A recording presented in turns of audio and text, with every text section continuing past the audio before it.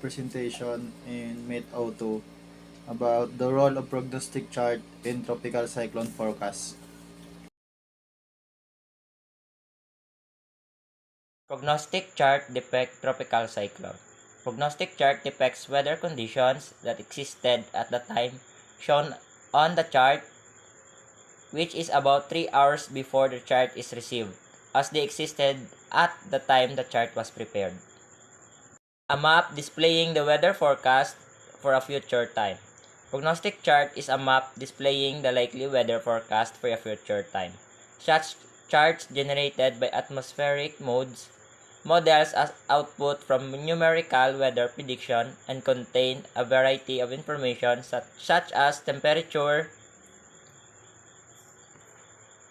wind, precipitation, and weather fronts. Contain information, temperature, wind, weather fronts. Many fronts cause weather events such as rain, thunderstorms, gusty winds, and tornadoes at a cold front. There may be dramatic thunderstorms at a warm front. There may be low stratus clouds. Usually, the sky is clear once the front has passed. There are 4 types of weather fronts: cold, warm, stationary. Precipitation type and coverage indicators. There are many indicators of precipitation like humidity, mean air, temperature, soil, moisture index, the level of water in lakes and rivers. Place forecast position, characteristics of pressure pattern. Prognostic charts displays forecast position and characteristics of pressure patterns, fronts, and precipitation.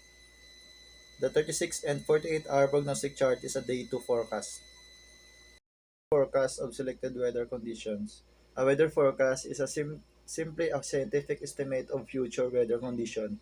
Weather condition is the state of the atmosphere at a given time expressed in terms of the most significant weather variables.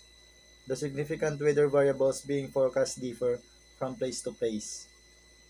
Numerical weather prediction and contains variety information.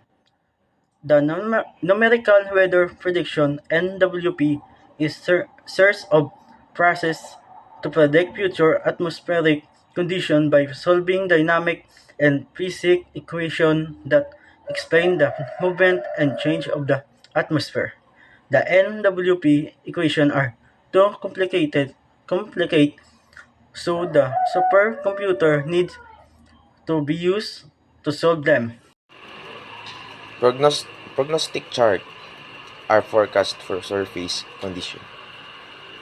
Surface weather prognostic charts for mariners indicate the position of high and low pressure areas as well as frontal zone. Up to 5 days into the future, surface wind direction and speed is also forecast on this type of chart.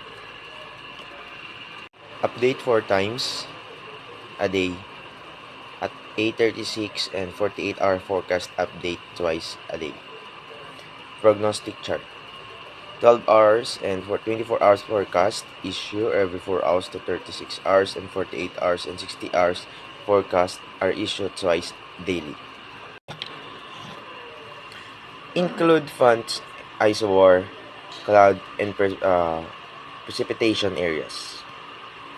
They include front, isobars, cloud, and precipitation areas. There are 2 separate charts. One is 4-panel, 12 and 24-hour, in which the upper 2 panels are devoted on low-level significant weather.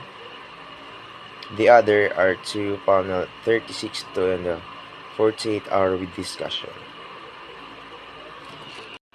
Jet streams, cumulonimbus clouds, turbulence.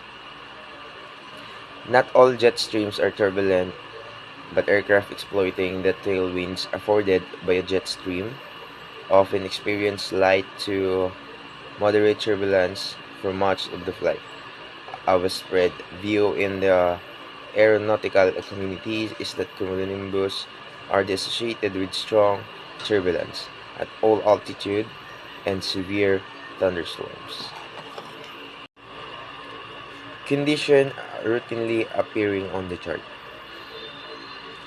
They include fronts, isobars clouds, and precipitation areas. These are two separate charts, as one is 4 panel, 12 and 24 hours, in which upper two panels are devoted and low cloud, with near are 2, 36, and 48 hour with a discussion. Each section covers a specific area. Charts generated by atmospheric models as output from numerical weather prediction and contain a variety of information such as temperature, wind, precipitation, and weather fronts.